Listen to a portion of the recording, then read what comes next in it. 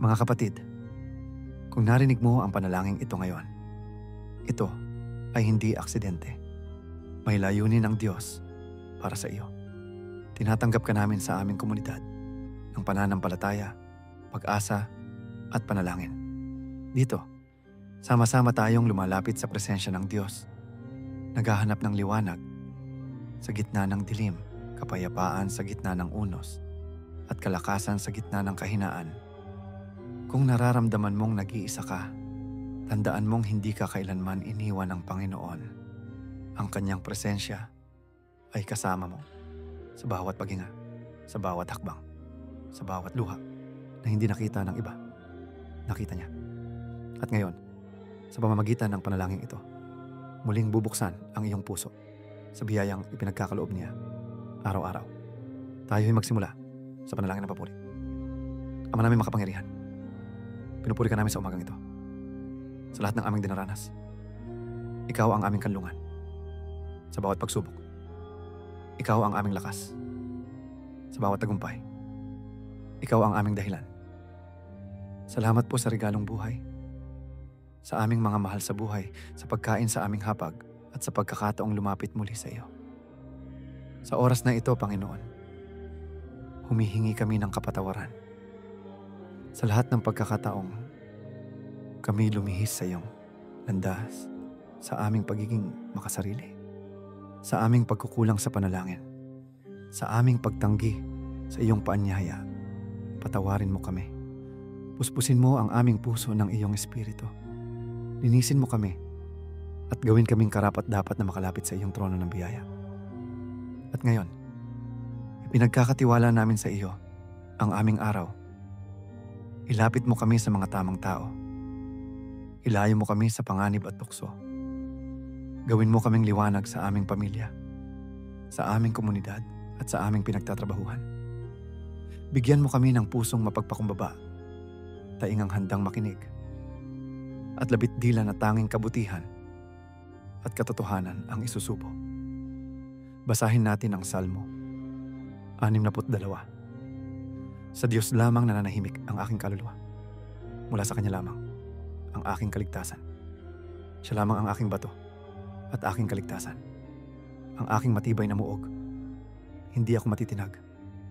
Hanggang kailan kayo lalaban sa isang tao na parang isang nakasandig na pader at isang gumuhong bakod. Sila lamang ay nagpaplano upang siya'y pabagsakin mula sa kanyang mataas na posisyon. Sila'y nalulugod sa kasinungalingan. Sila'y nagpapala sa kanilang bibig, ngunit sa kanilang puso'y sumusumpa. Sa Diyos lamang nananahimik ang aking kaluluwa, sapagkat sa Kanya ang aking pag-asa. Siya lamang ang aking bato at aking kaligtasan, ang aking matibay na muog. Hindi ako matitinag.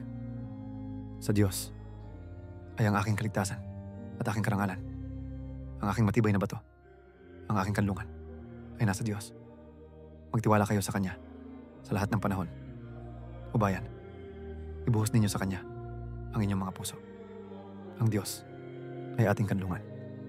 Panginoon, sa mga salitang ito, pinapaalalahanan mo kami na hindi kami kailanman nag-iisa, na sa iyo kami makakasumpong ng tunay na kapayapaan. Isang kapayapaang hindi kayang ibigay ng mundo.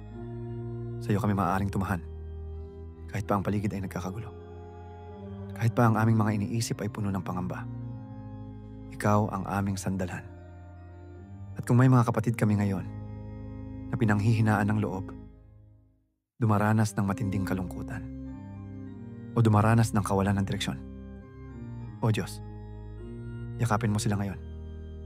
Iparinig mo sa kanila ang iyong tinig na puno ng awa at pag-ibig.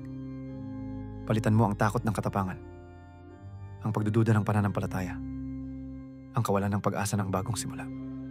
Sa bawat pamilya na nanonood ngayon, ibuhos mo ang iyong biyaya. Sa bawat magulang na pagod, bigyan mo ng lakas. Sa bawat anak na naliligaw ng landas, akayin mo pabalik. Sa bawat tahanan na may alitan, ibalik mo ang pagkakaisa at pag-ibig. At sa aming sarili, Panginoon, hinihiling naming hubugin mo kami araw-araw ayon sa iyong kalooban. Tulungan mo kaming tanggapin ang mga bagay na hindi namin mababago. Bigyan mo kami ng lakas upang baguhin ang mga kaya naming baguhin. At higit sa lahat, pagkalooban mo kami ng karunungan upang malaman ang kaibahan ng dalawa. Ikaw lamang, Panginoon, ang aming tagapagligtas. Hindi ang pera, hindi ang katanyagan, hindi ang mga plano namin. Sa iyo kami umaasa. Sa iyo kami nananalig. Sa pagtatapos ng panalangin ito, hinihikayat ka naming maging bahagi ng aming komunidad. Mag-subscribe ka sa aming channel. Pindutin ang kampana para sa mga susunod na panalangin. At ibahagi mo ito sa iyong mga mahal sa buhay. Maaaring ikaw ang daan upang ang isang kaluluwa ay muling mapalapit sa Diyos. Nawa ay ang kapayapaan ni Kristo ang siyang laging sumaiyo. At nawa ay sa bawat pagising mo, maramdaman mo ang pagyakap ng Diyos sa iyong puso. Hindi ka nag-iisa. Mahal ka ng Diyos. At dito, may tahanan ka. Amen.